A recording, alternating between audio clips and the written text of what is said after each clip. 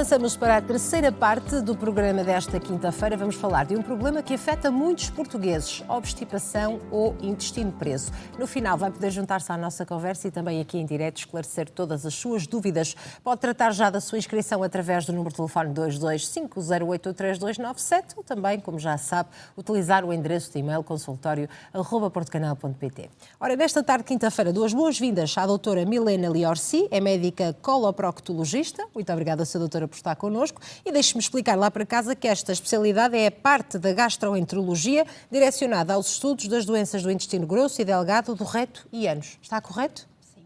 Pronto, que é assim um palavrão, mas as pessoas já sabem para onde é que devem direcionar as suas questões, não é, Sra. Doutora? Obrigada pela sua presença. De facto, vamos falar de um problema que afeta muitos portugueses. Sim, ter o intestino preso afeta muito, não é? Primeiramente, boa tarde, gostaria de agradecer obrigada. O convite e dizer que esse problema não só afeta muitas pessoas pelo primeiro conceito de que o intestino não é igual em toda a gente. Então a gente tem que entender o que é igual para nós, porque o que é normal para mim pode não ser normal para outra pessoa.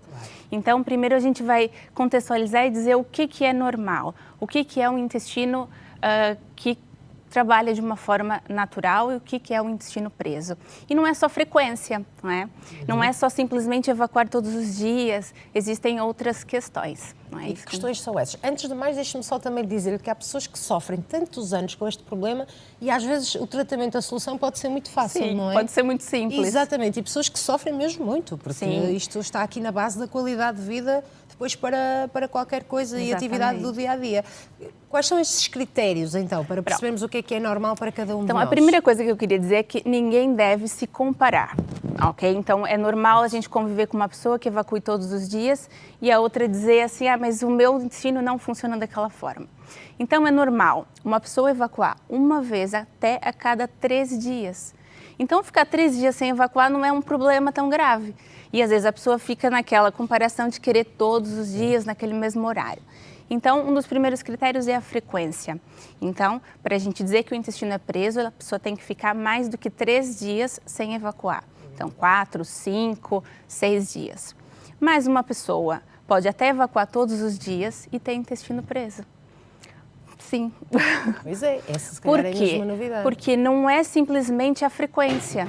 A frequência é um dos critérios. Pode ser o esforço evacuatório, então a pessoa evacua todos os dias, mas com muita força. Ela puxa demais na hora da evacuação. Esse é um outro critério. A consistência das fezes. Existe uma escala para a gente caracterizar a consistência normal das fezes. Então, aquelas fezes que saem só bolinhas, durinhas, isso não é normal. Né? Então, mesmo que a pessoa evacue todos os dias essas bolinhas, também não é normal. Outra situação, a pessoa que evacua, apesar de todos os dias, mas tem sempre a sensação de que não evacuou tudo, que a gente chama de sensação de esvaziamento incompleto. Então, ela evacua, mas logo após já está com uma sensação de que precisa ir novamente. Tá? E isso, às vezes, causa as fezes ficarem fragmentadas. Então, a característica das fezes também é importante. E outra coisa, às vezes tem pessoas que precisam até fazer manobras ou até remover as fezes manualmente para conseguir evacuar. E isso é outro critério que também caracteriza que há um problema. Portanto, as pessoas devem ter em conta todos esses tópicos, não é? Para perceber se devem ou não procurar ajuda. Exato, são todos esses tópicos que dizem que existe um problema na sua evacuação. Agora, isso não é uma coisa que acontece durante uma semana. Então, assim, eu tive um intestino difícil durante uma semana, mas isso não. Tem que acontecer de uma forma contínua, durante um período em torno de 3 a 6 meses, numa porcentagem grande de vezes. Claro, tem que ser uma coisa... vale a pena, então, sim, porque o nosso intestino está muito suscetível a várias alterações e isso não caracteriza uma doença. E para cada uma dessas situações, desses critérios, existe sempre uma causa? Sim. Ou pode ser assim uma causa geral? Assim, existem vários desses critérios que eu acabei de comentar. Quando eles estão presentes, nós já entendemos que existe uma causa mais provável. Então, já é um sinal e um indício para que a gente possa entender a causa e já tratar. Por isso é que na consulta é tão importante e fazem essas perguntas todas. Sim, às vezes a gente faz tantas perguntas sobre a evacuação e a pessoa fica até constrangida, mas é necessário, tem que ser. E muitas vezes, se calhar, chega ao final da consulta e diz àquela pessoa, não tenho intestino preso. Exato. É só a sua condição que é assim, não é? Exatamente. Sr. doutora, então e quais são essas causas que levam as pessoas, quando de facto são diagnosticadas de várias formas, que levam as pessoas a terem obstipação? E a mais comum de todas, que está mais frequente nas pessoas, é a falta de ingesta de fibras, está relacionada com a nossa dieta, com aquilo que a gente come, a falta de água e a falta de atividade física. Então, na verdade, esses 3 parâmetros é a base para o nosso funcionamento intestinal. E isso, às vezes, não é nenhum problema, mas as pessoas acham que fazem aquilo bem, mas às vezes não fazem. E aí o intestino não funciona. Por exemplo, a característica das fezes já diz muito sobre a quantidade de água que a pessoa bebe. Ou a quantidade de fibra, se as fezes saem inteiras ou não, isso tem muita relação com a quantidade de fibra. Então, em mais de 85% dos casos, está relacionado a essas 3 condições, que é a dieta, a água e o exercício físico, que também ajuda bastante no funcionamento. Portanto, essa pode ser uma primeira fase do tratamento. É, sempre essa. Minha senhora, vai agora ingerir mais fibra, beber mais água e praticar exercício físico. Sim. E normalmente, quanto tempo é que o organismo precisa de se adaptar também a essa mudança para depois o intestino resultar, alguma percepção? Normalmente em torno de 1 mês. Tá? Mas, obviamente, que a partir do momento que a pessoa já ingere mais água, aquilo começa já a haver uma melhora. E depois o organismo habitua-se e começa a ter uma mudança no funcionamento, no formato das fezes. Tá? Mas tem que ser uma coisa, isso é mudança de hábito. Claro. Tá? E isso é a parte mais difícil. É mudar aquilo que você come, é mudar o hábito de ingerir água, e é mudar a atividade física. Isso é uma parte muito difícil, mas é a mais importante. E é para manter o resto da vida, para o resto da vida. Não é só naquele período. Não é, para o resto da vida. Se isso não resolver, quer dizer que há ali algo mais grave que é preciso ser investigado? Sim, na verdade, essa é a principal, né? Nós primeiros fazemos essa avaliação, mas existem outras causas, não é? E causas até clínicas. Então, a pessoa às vezes tem que perceber, e durante uma consulta médica, a primeira situação que o médico vai questionar são as suas comorbilidades. Então, às vezes, um problema clínico geral, como, por exemplo, numa tireoide, pode lentificar o seu intestino.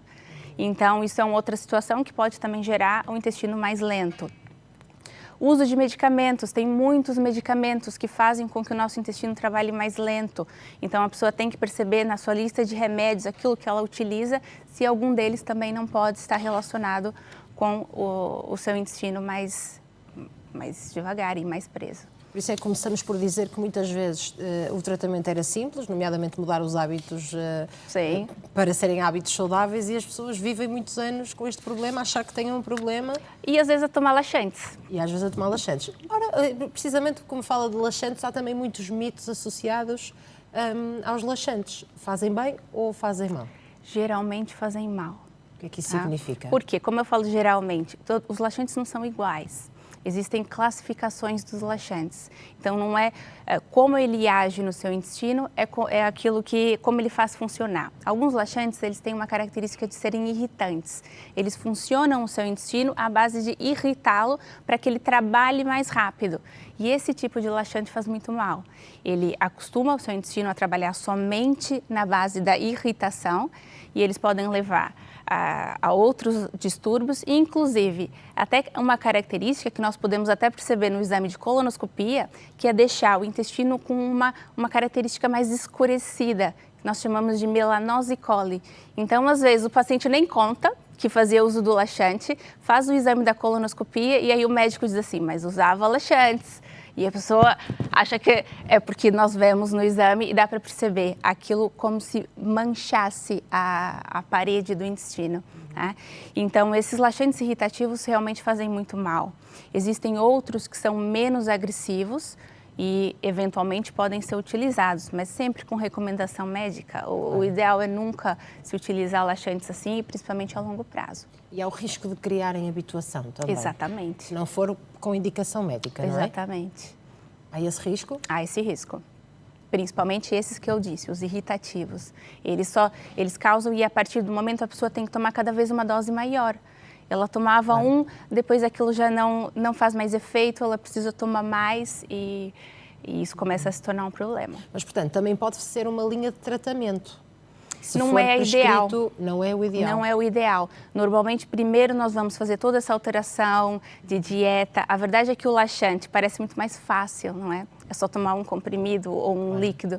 Mas o ideal é que a gente consiga modificar na base da dieta, alimentação, mudança no estilo de vida. Isso é muito mais saudável. Existem casos que é preciso, sim, mas é a exceção, não é a maioria. Mas, portanto, muitas vezes, Sra. Doutora, quando recebe pacientes que se queixam de obstipação, aquela janela de tempo entre perceber as queixas, mudar a alimentação, beber mais água, praticar exercício físico e evitar o sedentarismo, podem passar muitos meses para a pessoa perceber qual é o problema que tem. Assim, ela Ou pode... é algo que consegue perceber logo na primeira consulta se a pessoa tem alguma doença autoimune, não é uma doença crónica? Isso já dá para perceber na primeira consulta, porque essa avaliação geral, isso do próprio clínico geral pode avaliar e perceber se já existe alguma outra alteração. A questão das medicações, tudo isso dá para se ajustar e melhora muito.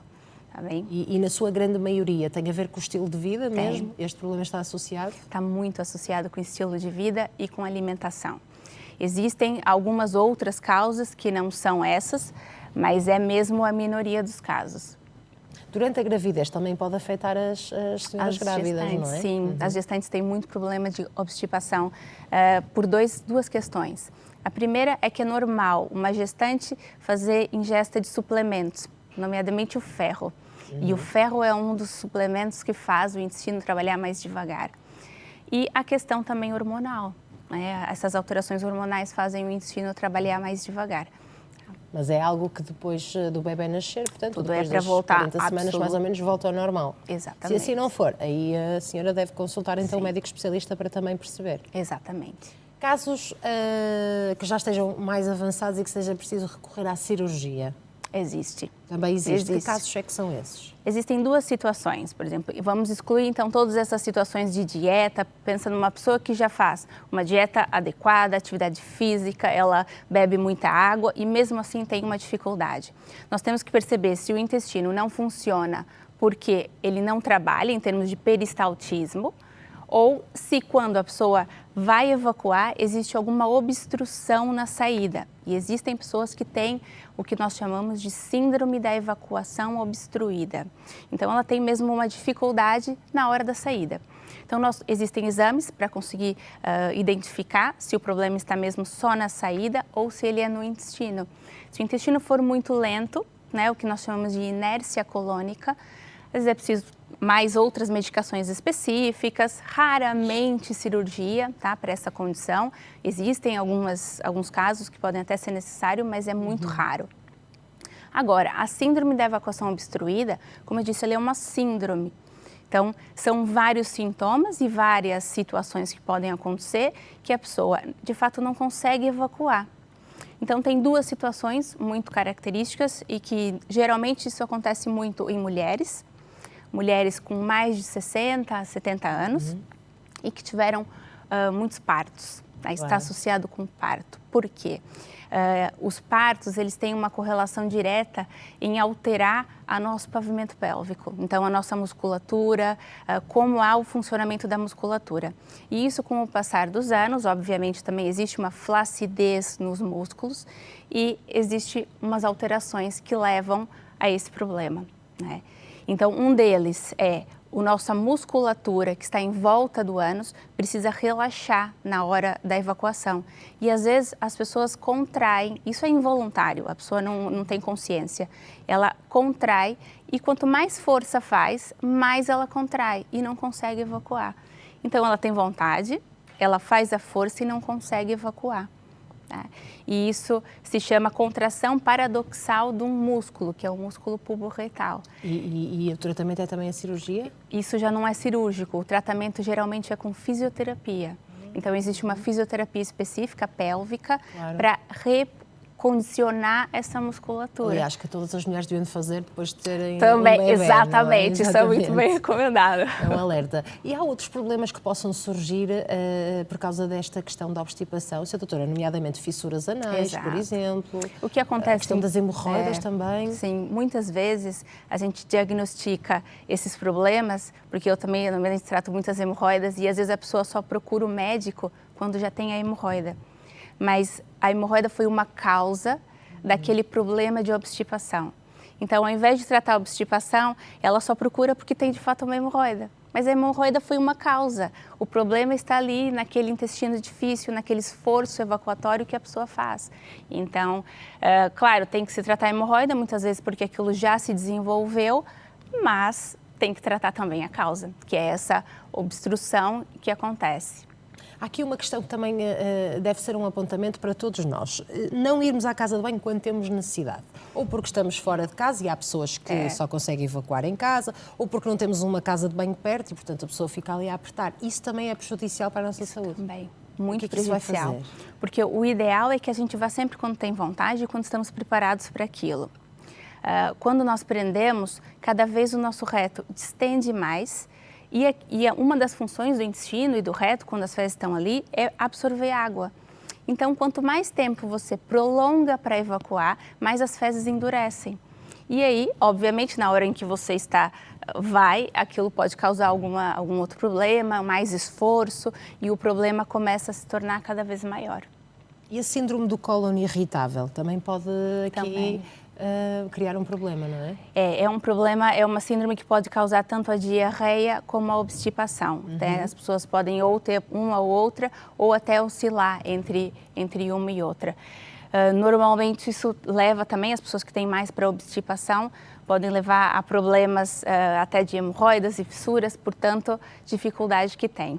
Mas isso também é uma outra situação e que exige um tratamento específico para o intestino irritável. E não simplesmente tomar laxantes, porque é o que a maioria das pessoas faz. Ao invés de tratar o seu intestino irritável, a pessoa toma laxantes para evacuar. Tantos tópicos e aqui critérios não é, por trás da obstipação. De uma forma geral, Sra. Doutora, sabemos que a população mais idosa é a mais afetada. Exato. Mas também pode afetar os jovens, não é? Sim, sim. Tem pessoas, às vezes, muito jovens. E mesmo essas situações da musculatura, do pavimento pélvico, às vezes pode acontecer em jovens. E isso também tem que ser diagnosticado e tratado. Também. E existe uma situação que a gente fala que é a posição certa de evacuar. Não é? Isso, a verdade é que a gente favorece a nossa pelve, a nossa musculatura, quando nós estamos... não naquela posição que teoricamente hoje nós evacuamos numa sanita normal, que é como se estivéssemos numa cadeira. Essa não é a posição melhor, mais favorável para a nossa musculatura. Devemos elevar os pés? Elevar os pés. Então, a posição ideal é o tronco mais para frente e colocar, às vezes, um banquinho, um pequeno banquinho, para que os pés fiquem mais elevados. Isso faz com que facilite a evacuação. Isso é o ideal em que faça principalmente as pessoas mais idosas, que já têm essa dificuldade e que fazem muita força. Isso ajuda bastante.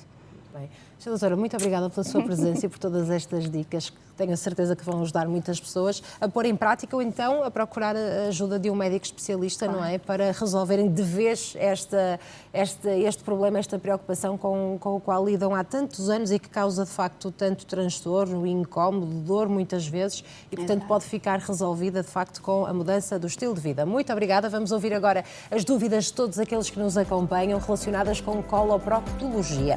Recordo que esta especialidade é parte da gastroenterologia, direcionada aos estudos das doenças do intestino grosso e delgado, do reto e também do ânus. Portanto, não só sobre obstipação tem de ser a sua pergunta. Para se inscrever, basta marcar o número de telefone 225083297, portanto 225083297, ou também enviar a sua questão, partilhar connosco o seu caso, algum receio que tenha, para o endereço de e-mail consultório@portucanal.pt. Vamos fazer um curtíssimo intervalo, estamos de regresso daqui a uns minutos. Até já.